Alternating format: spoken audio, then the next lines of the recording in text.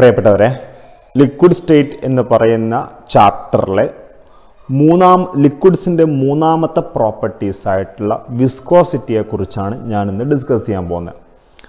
ഒന്നാമത്തെ പ്രോപ്പർട്ടി ഞാൻ already discuss ചെയ്ത് കഴിഞ്ഞു, ഒരു വീഡിയോസ് പബ്ലിഷ് ചെയ്ത് കഴിഞ്ഞു. ഒന്നാമത്തെ പ്രോപ്പർട്ടി വേപ്പർ പ്രഷറാണ്, അത് 2 പാർട്ടായിട്ട് പബ്ലിഷ് ചെയ്തിട്ടുണ്ട്. രണ്ടാമത്തേത് സർഫസ് ടെൻഷനാണ്, അത് 1 പാർട്ടായിട്ട് പബ്ലിഷ് ചെയ്തിട്ടുണ്ട്. മൂന്നാമത്തെ പ്രോപ്പർട്ടി ആയിട്ടുള്ള വിസ്കോസിറ്റി നമ്മൾ ഡിസ്കസ് ചെയ്യാൻ പോവാണ്. ഇനി എന്താണ് ഈ വിസ്കോസിറ്റി? ഒരു കാര്യം മനസ്സിലാക്കുക, ഒരു ട്യൂബിൽ കൂടി നിങ്ങൾ കുറച്ച് തേനും പാസ് ചെയ്യുക, മറ്റൊരു ട്യൂബിൽ കൂടി നിങ്ങൾ വെള്ളവും പാസ് ചെയ്യുക. നിങ്ങൾക്ക് കാണാൻ പറ്റും തേനിൻ്റെ മൂവ്മെൻറ്റ് അത്ര എളുപ്പത്തിൽ ഉണ്ടാവില്ല. വെള്ളം താരതമ്യേന കുറച്ച് സ്പീഡിൽ തന്നെ മൂവ് ചെയ്യും. അപ്പോൾ ചുരുക്കി പറഞ്ഞാൽ ഇവിടെ ഹണി എന്ന് പറയുന്ന ആ ലിക്വിഡിൻ്റെ മൂവ്മെൻറ്റിനെ തടയുന്ന ഒരു ഇൻറ്റേർണൽ ആയിട്ടുള്ളൊരു റെസിസ്റ്റൻസ് അവിടെയുണ്ട്. വെള്ളത്തിൻ്റെ കേസിലും ആ റെസിസ്റ്റൻസ് ഉണ്ട്, പക്ഷേ ഹണിയുടെ കേസിൽ that internal resistance is much high. ആ ഇൻറ്റേർണൽ റെസിസ്റ്റൻസിന് പറയുന്ന പേരാണ് we call it as viscosity.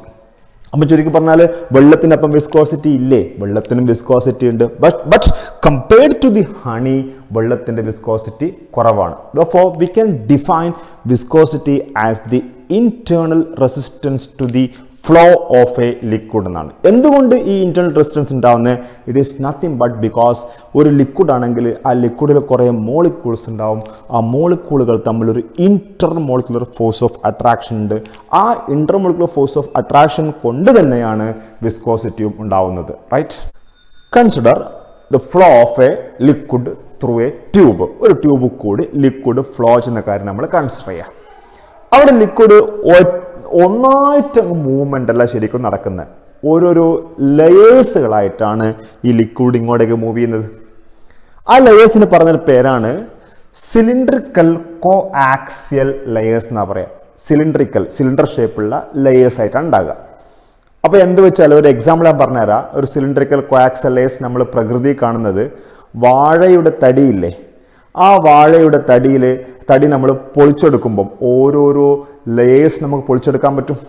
അതുപോലെ അപ്പോൾ അതിൻ്റെ പൊളിച്ചെടുക്കുന്നതനുസരിച്ച് അതിൻ്റെ ഉള്ളിലേക്ക് പോകുന്നതനുസരിച്ചിട്ട് അതിൻ്റെ ആ തടിയുടെ അത് തിന്നായിട്ട് മാറും. അതുപോലെ ഓരോരോ ലെയേഴ്സ് ആയിട്ടാണ് നമ്മൾ ഈ പറഞ്ഞിരിക്കുന്ന ഈ ലിക്വിഡ് ഫ്ലോ ചെയ്യുന്നത്. It is found that the layer which is touching the walls of the tube is almost stationary. അതായത് ഇതാണ് നമ്മൾ ട്യൂബിൻ്റെ വാൾ എന്ന് വിചാരിക്കുക. ആ വാളിൽ കൂടി പോകുന്ന ലെയറാണല്ലോ ഇത്. ഈ ലെയർ ഓൾമോസ്റ്റ് സ്റ്റേഷനറിയ, ചലിക്കുന്നില്ല. അതേസമയം ഇതിന് നിങ്ങൾ കുറച്ച് ഉള്ളിലേക്ക് വരിക, ഈ ലെയറിലേക്ക് വരിക. ഈ ലെയറിന് ഒരു ഒത്ത വെലോസിറ്റി ഒക്കെ ഉണ്ടാവും, ഒരു ഒത്ത സ്പീഡൊക്കെ ഉണ്ടാവും. ഇനി ഈ ലെയറാണെങ്കിൽ ഇതിനേക്കാൾ സ്പീഡ് ഉണ്ടാവും. ഇനി ഈ ലെയറിന് അതിലും സ്പീഡ് ഉണ്ടാവും. സെൻട്രൽ ലെയറിന് മാക്സിമം സ്പീഡ് ഉണ്ടാവും. അതുപോലെ തന്നെ താഴെയും ഒരു വോളുണ്ട് അല്ലേ. ഈ വോളിലുള്ള ലെയർ ഓൾമോസ്റ്റ് സ്റ്റേഷനറിയാ. ഇനി ഇവിടത്തേക്ക് വരുമ്പോൾ കുറച്ച് സ്പീഡ് കൂടി, ഇവിടത്തേക്ക് വരുമ്പോൾ പിന്നെയും സ്പീഡ് കൂടി, ഇവിടത്തേക്ക് വരുമ്പോൾ പിന്നെയും സ്പീഡ് കൂടി, സെൻട്രൽ എത്തുമ്പോഴത്തേക്ക് മാക്സിമം സ്പീഡ് ഉണ്ട്.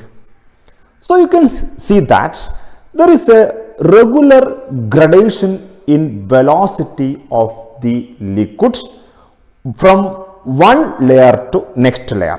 ഒരു ലെയറിൽ നിന്ന് മറ്റൊരു ലെയറിലേക്ക് പോകുമ്പോൾ റെഗുലറായിട്ട് വെലോസിറ്റിക്ക് ഒരു മാറ്റമുള്ളതായിട്ട് കാണാൻ പറ്റും. അത്തരം ടൈപ്പ് ഓഫ് ഫ്ലോന് പറയുന്ന പേരാണ് we call it as laminar flow എന്നാ പറയാം. ലാമിനർ ഫ്ലോ അല്ലെങ്കിൽ മറ്റൊരു പേര് പറയാ സ്ട്രീം ലൈൻ ഫ്ലോ എന്നും പറയും. സ്ട്രീം ലൈൻ ഫ്ലോ എന്നും പറയും. ഇനിയൊരു കാര്യം മനസ്സിലാക്കാം.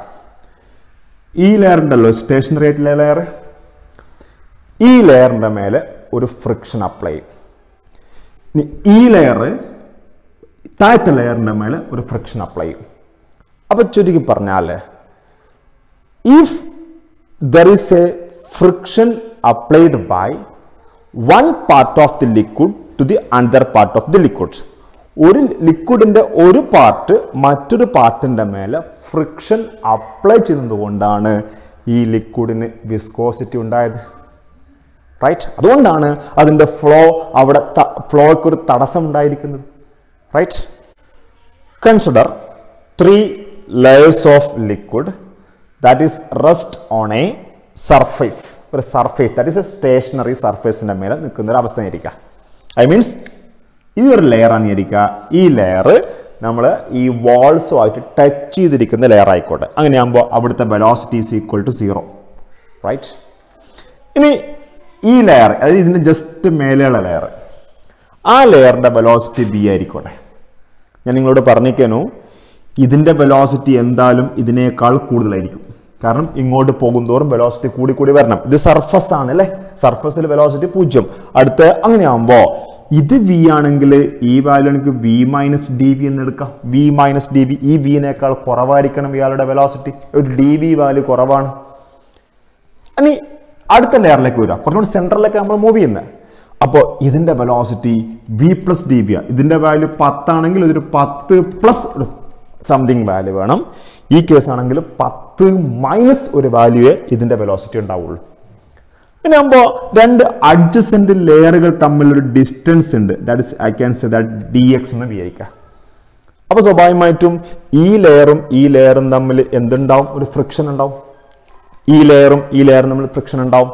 അപ്പോൾ ചുരുക്കി പറഞ്ഞാൽ അഡ്ജസെന്റ് ലെയറുകൾ തമ്മിലുണ്ടാക്കുന്ന ഒരു ഫ്രിക്ഷണൽ ഫോഴ്സ് ഉണ്ട്. It is found that frictional force is proportional to, that is F is proportional to, എന്തിനൊക്കെ പ്രൊപ്പോർഷൻ എന്ന് വെച്ചാൽ, ഒന്ന് ഈ ലെയറിനൊരു ഏരിയ ഉണ്ടാവും കേട്ടോ, ലെയറിനൊരു ഏരിയ ഉണ്ടാവേ, പ്രൊപ്പോർഷണൽ ടു ഒന്ന് എക്ക് പ്രൊപ്പോർഷൻ ആയിരിക്കും. A means area of the layer. അതേപോലെ തന്നെ next one D V by D X ആണ്. D V by D X, ഈ ഡി വി ബൈ ഡി എക്സിന് പറഞ്ഞ പേരാണ് we call it as velocity gradient എന്നും പറയും. Velocity gradient. അപ്പോൾ ഈ കേസിലാണെങ്കിൽ ഇത് 10, ഇവിടുത്തെ ഡി വിയുടെ വാല്യൂ ഒരു 2 ആയിക്കോട്ടെ. ഡി എക്സിൻ്റെ വാല്യൂ എഗെയിൻ എത്ര ആയിക്കോട്ടെ? ഒരു പിന്നെ ഡി എക്സ് ഇവിടെ ആയിക്കോട്ടെ. ഡി എക്സ് ഇവിടെ ഡി എക്സിൻ്റെ വാല്യൂ ഇസ് ഈക്വൽ ടു ഒരു 1 ആയിക്കോട്ടെ. അങ്ങനെയാകുമ്പോൾ d V by D x is equal to 2/1 ആയിരിക്കും അവിടുത്തെ d V by D x. അങ്ങനെ ഒരു കാര്യം ഇവിടെ എഫ് ഈക്വൽ ടു ഒരു കോൺസ്റ്റന്റ് വേണം അല്ലേ, that is eta into a into dv by dx. ഇങ്ങനെ കൊടുക്കാൻ പറ്റും. ഈറ്റക്ക് പറഞ്ഞ പേരാണ് we call it as coefficient of viscosity. coefficient of viscosity നമ്മൾ പറയുന്ന സാധനമാണ് ഈ eta, right? This is the equation for വിസ്കോസിറ്റിക്കുള്ള ഇക്വേഷൻ ഇതാണ്. F is nothing but frictional force between two adjacent layers. ആ ഫ്രിക്ഷണൽ ഫോഴ്സിന് പറഞ്ഞ പേര് തന്നെയാണ് വിസ്കോസിറ്റി, റൈറ്റ്? ഇനി നമുക്ക് ഈറ്റക്കൊരു ഡെഫിനിഷൻ കൊടുക്കണം. സാധാരണ ചെയ്യുമ്പോൾ തന്നെ ഈറ്റ ഒരു കോൺസ്റ്റന്റ് ആണ് അല്ലേ, അതിനൊരു ഡെഫിനിഷൻ കൊടുക്കാൻ വേണ്ടിയിട്ട് എയുടെ വാല്യൂ എത്ര ആക്കി എടുക്കുക? 1 cm² ആക്കി എടുക്കുക. ഐ മീൻസ് ഏരിയ ബിറ്റ്വീൻ അല്ലെങ്കിൽ area of layer is 1 cm² ആയിക്കോട്ടെ. അതേപോലെ തന്നെ ഡി വിയുടെ value is equal to 1 centimetre ആയിക്കോട്ടെ, centimetre per second. D V means velocity ആണ്, സെന്റിമീറ്റർ പെർ സെക്കൻഡ്. അതേപോലെ തന്നെ ഡി എക്സിന്റെ വാല്യൂ 1 സെന്റിമീറ്റർ ആയിക്കോട്ടെ. അങ്ങനെയാണെങ്കിൽ F equal to eta into എയുടെ വാല്യൂ 1 ആണ്, 1 ഇൻറ്റു ഡി വിയുടെ വാല്യൂ 1 ഡിവൈഡഡ് ബൈ എത്ര തന്നെ, ദാറ്റ് ഈസ് 1 കൊടുത്താൽ U will get F is equal to ഈറ്റയാണ്. Thus, eta is defined as the frictional force in order to maintain a velocity difference of 1 centimeter per second between two adjacent layers whose area of cross section is 1 centimeter square and they are 1 centimeter apart. 1 centimeter apart ഉള്ള 1 centimetre square of area of cross section ഉള്ള രണ്ട് ലെയറുകൾ തമ്മിലുള്ള വെലോസിറ്റിയിലുണ്ടായിരുന്ന I means velocity of 2 layers തമ്മിലുള്ള വ്യത്യാസം 1 centimetre per second ആക്കി മാറ്റാൻ ഈ ലിക്വിഡ് എത്ര ഫ്രിക്ഷണൽ ഫോഴ്സ് അപ്ലൈ ചെയ്യണം? ആ അപ്ലൈ ചെയ്യുന്ന ഫ്രിക്ഷണൽ ഫോഴ്സ് ആണ് viscosity coefficient of viscosity, right? ഇനി നമ്മൾ ഡിസ്കസ് ചെയ്യാൻ പോകുന്ന യൂണിറ്റ് ഓഫ് ഈറ്റയാണ്. കോഎഫിഷ്യന്റ് ഓഫ് വിസ്കോസിറ്റിയുടെ യൂണിറ്റിനെ പറ്റി ഡിസ്കസ് ചെയ്യാൻ പോകുന്നത്, right? You know F is equal to eta into A into D V by D X ആ. ഇങ്ങനെയാകുമ്പോൾ ഈറ്റനെ ഇവിടെ വെക്കുക, വാക്കിൽ ഇങ്ങോട്ട് കൊണ്ടുവരാം. F into dx whole divided by A into dv is equal to eta ആണ്. അങ്ങനെ ഇതിൻ്റെയൊക്കെ യൂണിറ്റ് നമ്മൾ കൊടുത്തു നോക്കുക. ഫോഴ്സിൻ്റെ യൂണിറ്റ് നിങ്ങൾക്ക് അറിയാം ന്യൂട്ടൺ ആണ്. That is newton into D X means distance ആ അതിൻ്റെ യൂണിറ്റ് മീറ്റർ ഡിവൈഡഡ് ബൈ ഏരിയയുടെ unit metre square now D വിയുടെ unit that is metre per second ആണ്. അങ്ങനെയാകുമ്പോൾ ഇതിൻ്റെ വാല്യൂസ് കൊടുക്കുമ്പോൾ നമുക്ക് ഇവിടുത്തെ ഈ മീറ്റർ വെട്ടിപ്പോയി. So you will get n, then ഇത് m സ്ക്വയർ അല്ലേ ഉള്ളത്, അങ്ങ് മേലെ വരുമ്പം m⁻² ആയിട്ട് മാറും. m സ്ക്വയർ മേലെ m⁻² ആയിട്ട് മാറും. സെക്കൻഡ് റേസ്റ്റ് -1 മേലെ വരുമ്പോൾ സെക്കൻഡ് ആയിട്ട് മാറും. n m⁻²യുടെ പേരാണ് അല്ല അതിൻ്റെ പുതിയൊരു ടേമാണ് പാസ്കൽ. Therefore പാസ്കൽ സെക്കൻഡ് ആണ് ഇതിൻ്റെ യൂണിറ്റ്. ഇതാണ് SI സിസ്റ്റത്തിലെ യൂണിറ്റ്. ഇനി ഇതൊരു CGS സിസ്റ്റം എന്ന് വിചാരിക്കുക. CGS ആകുമ്പോൾ ന്യൂട്ടന് പകരം എന്ത് കൊടുക്കാം? ഡൈൻ എന്ന് കൊടുക്കാം. ന്യൂട്ടന് പകരം ഡൈൻ എന്ന് കൊടുക്കാം. അതേപോലെ തന്നെ m⁻²ക്ക് പകരം cm⁻² കൊടുക്കാം. സെക്കൻഡിന് മാറ്റമൊന്നുമില്ല, അത് തന്നെയാണ് ദിസ് ഇസ് ദ യൂണിറ്റ്. അങ്ങനെയാകുമ്പോൾ ഇതിനെ വേറൊരു പേര് പറയും. ഇറ്റ് ഈസ് ഈക്വൽ ടു നമ്മൾ പറയാ പോയ്സ് എന്നും പറയും. It is named after the scientist Poiseuille എന്ന് പറയുന്ന സയൻറ്റിസ്റ്റിൻ്റെ പേരിൽ അറിയപ്പെടുന്ന ഒരു യൂണിറ്റ് ആണ്. പക്ഷേ പോയ്സ് ഈസ് എ CGS സിസ്റ്റമാണ് പോയ്സിൻ്റെ യൂണിറ്റ്. SI സിസ്റ്റം ആണെങ്കിൽ പാസ്കൽ സെക്കൻഡ് ആണ്. റൈറ്റ്. ഇനി എന്താണ് fluidity? Fluidity is nothing but it is the reciprocal of viscosity. It is a measure of ease of flow of liquid എന്ന് പറയാൻ പറ്റും. ഒരു ലിക്വിഡിൻ്റെ എത്ര എളുപ്പത്തിൽ ഫ്ലോ ചെയ്യുന്ന അതിൻ്റെ ഒരു മെഷർമെൻ്റ് ആണ് ഫ്ലൂയിഡിറ്റി. റെപ്രസെൻറ്റഡ് ബൈ phi എന്നാ പറയാ. It is found that this phi is equal to 1/eta ആയിരിക്കും. 1/eta ആയിരിക്കും. അതായത് കോഎഫിഷ്യന്റ് ഓഫ് വിസ്കോസിറ്റിൻ്റെ റെസിപ്രോക്കൽ ആണ് ഫ്ലൂയിഡിറ്റി. അപ്പോൾ definitely its unit will be, you can say that Poisson inverse ആയിരിക്കും അതിൻ്റെ യൂണിറ്റ്. റൈറ്റ്. അടുത്തത് ഫാക്ടേഴ്സ് എഫക്റ്റിംഗ് വിസ്കോസിറ്റി ആണ്. അതിൽ നമ്പർ 1 അല്ലെങ്കിൽ നാച്ചർ ഓഫ് ലിക്വിഡ് ആണ്. ലിക്വിഡിന് ഇന്റർമോളിക്കുലർ ഫോഴ്സ് ഓഫ് അട്രാക്ഷൻ ഉണ്ടെങ്കിൽ തീർച്ചയായിട്ടും വിസ്കോസിറ്റി കൂടുതലായിരിക്കും. ഞങ്ങൾക്കറിയാം ഇന്റർമോളിക്കുലർ ഫോഴ്സ് ഓഫ് അട്രാക്ഷനെ എഫക്ട് ചെയ്യുന്ന ഫാക്ടേഴ്സ് ആണ്. ഒരു ഫാക്ടർ ഞാൻ പറയാം, ഹൈഡ്രജൻ ബോണ്ടിങ്. ഉദാഹരണം ഗ്ലിസറോൾ ഒക്കെ ആണെങ്കിൽ A strong hydrogen bonding is the ഈ ഹൈഡ്രജൻ ഇന്റർമോളിക്കുലർ ഹൈഡ്രജൻ ബോണ്ടിങ് ഉണ്ട്. ഈ ഇന്റർമോളിക്കുലർ ഹൈഡ്രജൻ ബോണ്ടിങ് ഉള്ളത് കൊണ്ടാണ് ഗ്ലിസറോളിനൊക്കെ വിസ്കോസിറ്റി വളരെ കൂടുതലാണ് കാരണം. അപ്പം ഹൈഡ്രജൻ ബോണ്ടിങ് ഉണ്ടെങ്കിൽ വിസ്കോസിറ്റി വളരെ കൂടുതലാണ്. ഇനി രണ്ടാമത്തെ പോയിന്റ്, അതായത് ഓർഗാനിക് കെമിസ്ട്രിയിൽ ഒരു ഹോമോലോഗസ് സീരീസിലുള്ള കോമ്പൗണ്ട്സുകൾ, ഫോർ എക്സാമ്പിൾ ഒരു ആൽക്കെയിൻ എന്ന് പറയുന്ന ഹോമോലോഗസ് സീരീസ് ആണെങ്കിൽ methane, ethane, propane, butane, pentane etcetera ഇങ്ങോട്ട് പോകുന്തോറും അതിൻ്റെ മോളിക്കുലർ മാസ് കൂടി വരുന്നു. അപ്പം ഒരു ഹോമോലോഗസ് സീരീസിലുള്ള മോളിക്കുലർ മാസ് കൂടുന്നതനുസരിച്ചിട്ട് you can see that there is a regular increase in the viscosity. രണ്ടാമത്തെ ഫാക്ടറാണ് ടെമ്പറേച്ചർ. നിങ്ങൾക്കറിയാം as the temperature increases kinetic energy of the molecule increases. അങ്ങനെയാകുമ്പോൾ മോളിക്യൂൾ തമ്മിലുള്ള ഇന്റർമോളിക്കുലർ ഫോഴ്സ് ഓഫ് അട്രാക്ഷൻ എളുപ്പത്തിൽ പൊട്ടിക്കാൻ പറ്റും. ഈ പറഞ്ഞിരിക്കുന്ന ലിക്വിഡിന് എളുപ്പത്തിൽ ഫ്ലോ ചെയ്യാൻ പറ്റും. എളുപ്പത്തിൽ ഫ്ലോ ചെയ്യാൻ മീൻസ് വിസ്കോസിറ്റി കുറവായിരിക്കും. That means as the temperature increases viscosity decreases ആണ്. അപ്പം ഈ വിസ്കോസിറ്റിയും ടെമ്പറേച്ചറും തമ്മിലുള്ള ഒരു കണക്ട് ചെയ്യുന്ന ഒരു ഇക്വേഷൻസ് അറേനിയസ് ഉണ്ടാക്കിയിട്ടുണ്ട്. That equation is that is eta is equal to, eta means coefficient of viscosity equal to, that is a e raised to e by rt. നമ്മൾ ഇതുപോലത്തെ ഇക്വേഷൻ നമ്മൾ പഠിച്ചിട്ടുണ്ടായിരുന്നു. Rate constant equation k equal to a e raised to minus ea by rt എന്നൊക്കെയാണ് പഠിച്ചിട്ടുള്ളത് അല്ലേ. പക്ഷേ ഇതങ്ങനെയല്ല, ഇവിടെ മൈനസ് ടേം ഒന്നും ഇല്ല. ദെൻ കുറച്ച് വ്യത്യാസമുണ്ട്. അങ്ങനെ ഞാൻ ഇവിടുത്തെ ടേംസ് പരിചയപ്പെടാം. ഈറ്റ means viscosity, A is A constant. Then E എന്ന് വെച്ചാൽ നമ്മൾ നേരത്തെ ഇ എന്ന് പഠിച്ച ആ കേസിൽ ഇവിടെയാണെങ്കിൽ ദാറ്റ് ഈസ് ഇതിൻ്റെ പേര് activation energy for viscous flow ആണ്. Viscous flow, activation energy for viscous flow ആണ് ഈ ഇ എന്ന് പറയുന്ന സംഭവം. That is R universal gas constant, T temperature. അങ്ങനെയാണെങ്കിൽ ഇതിനൊന്ന് മറ്റൊരു രൂപത്തിൽ എഴുതുമ്പോൾ LN ആക്കി എഴുതുമ്പോൾ LNA ആക്കി മാറ്റുമ്പോൾ LNA is equal to LNA plus E by RT ഇങ്ങനെ കൊടുക്കാൻ പറ്റും.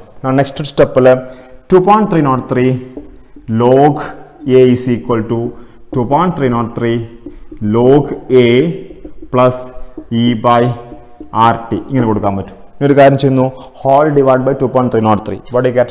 log a is equal to log a അല്ലേ ln eta ആണേ, ln eta. അപ്പോൾ അതുപോലെ തന്നെ log eta is equal to log a plus e by 2.303 rt. ഇങ്ങനെ കിട്ടും. This equation is of the form y is equal to mx plus c. ഇവിടുത്തെ y നമ്മൾ ഇതാക്കി എടുക്കുക. y, this is y. m എന്ന് പറഞ്ഞാൽ ഈ ടേം എടുക്കും നമ്മൾ, ദാറ്റ് ഇസ് ഇത് കംപ്ലീറ്റ് ടേംസ് നമ്മൾ m ആക്കി എടുക്കുക. x എന്ന് പറഞ്ഞാൽ 1/t എടുക്കുക. ഇത് c u ആയിക്കോട്ടെ.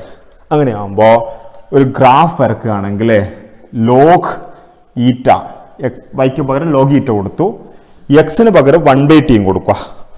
1/t കൊടുത്താൽ U will get A graph just like this way. ഇതുപോലത്തെ ഗ്രാഫ് കിട്ടും, റൈറ്റ്? അങ്ങനെയാണെങ്കിൽ ഈ ഗ്രാഫിൻ്റെ സ്ലോപ്പ് ഈക്വൽ ടു എത്രയായിരിക്കും? ഇതായിരിക്കും സ്ലോപ്പ് e by 2.303 r ആയിരിക്കും. അപ്പോൾ സ്ലോപ്പിൻ്റെ വാല്യൂ ഈ ഗ്രാഫിൽ നിന്ന് കിട്ടിയാൽ നമുക്ക് ഇയുടെ വാല്യൂ കണ്ടുപിടിക്കാൻ പറ്റും. ഇനി രണ്ട് ഡിഫറെൻറ്റ് ടെമ്പറേച്ചറിലുള്ള കോഎഫിഷ്യൻ്റ് ഓഫ് വിസ്കോസിറ്റി കിട്ടുകയാണെങ്കിൽ നമുക്ക് എഴുതാൻ പറ്റുന്ന ഒരു ഇക്വേഷൻ നോക്കുക നിങ്ങൾ. ഈറ്റ 1 ആണ് at A temperature of T1, coefficient of viscosity of A particular liquid.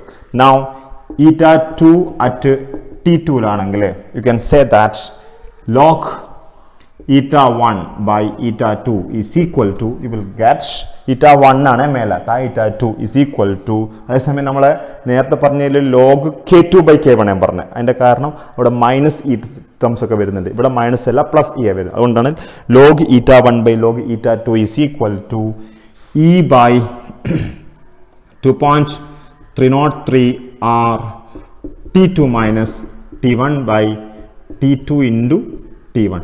This equation you will get. ഈ equation കൂടി നിങ്ങൾ ഓർത്ത് നോക്കുക, റൈറ്റ്? ഇനി ഇതിൻ്റെ നോട്ട്സ് പറയാം. It is the property of a liquid due to intermolecular force of attraction. Full stop. The internal resistance to flow of liquid is known as viscosity. എന്നിട്ട് പറയാം, consider a liquid flowing through a tube. എന്നിട്ട് നിങ്ങൾ, ഞാൻ നേരത്തെ വരച്ചൊരു picture ഉണ്ടല്ലോ, ഇങ്ങനെ വരച്ചിട്ടുള്ള ഇങ്ങനെ കുറേ റൗണ്ട്സ് വരച്ചിട്ട് ഇതെല്ലാം ഇങ്ങനെ കണക്ട് ചെയ്യുന്ന സാധനം വരച്ചേക്കാം കേട്ടോ. Consider a liquid flowing through a tube. In the ചിത്രം വരച്ചതിന് ശേഷം imagine the liquid to be made up of a large number of thin cylindrical coaxial layer. Coaxial layer, LAYER, COAXIAL LAYER. This layer have different velocity. Full stop. The layer which is in contact with the walls of the tube is almost stationary. Full stop. As we move towards the center, velocity of layers goes on increases. At the center, it is maximum. Every layer offer some resistance or friction to the layer immediately below it. The type of flow in which there is a regular gradation of velocity in going from one layer to next layer is called laminar flow, LAMINAR, laminar flow, or streamline flow, STREAMLINE, streamline flow. The force of friction which one part of the liquid offer to the another part of the liquid is called viscosity.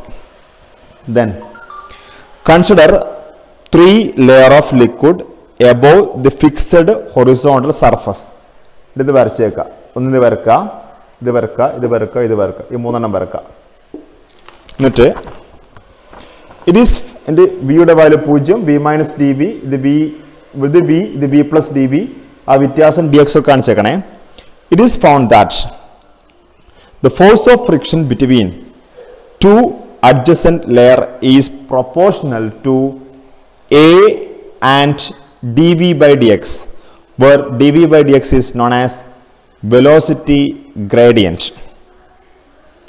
And F proportional to A into dv by dx, or F equal to eta into A into dV by dx. Eta is known as coefficient of viscosity. dV by dx is known as velocity gradient. A area of cross section. If dx is equal to 1 centimeter, A equal to 1 centimeter square, dV equal to 1 centimeter per second, then F is equal to eta.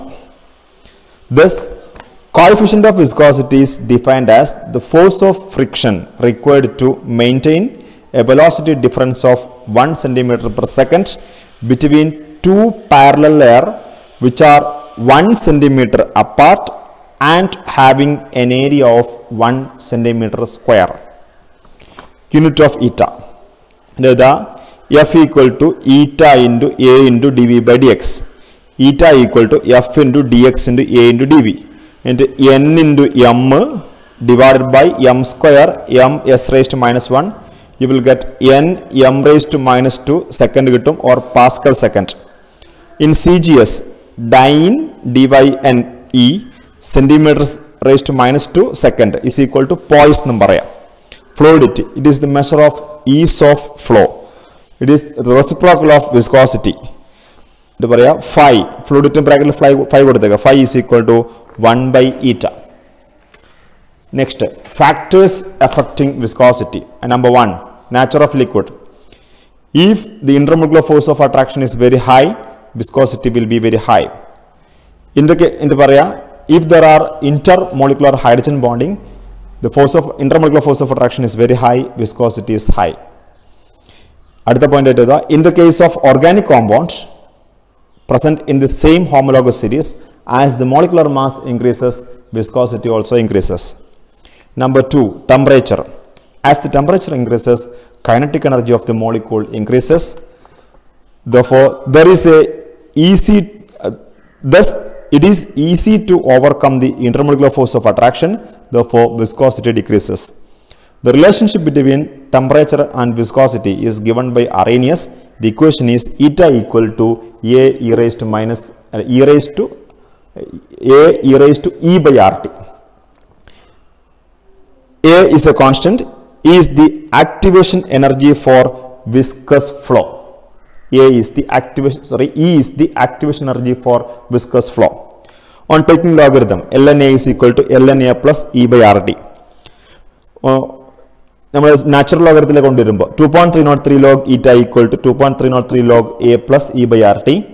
Log eta is equal to log A plus E by 2.303 RT.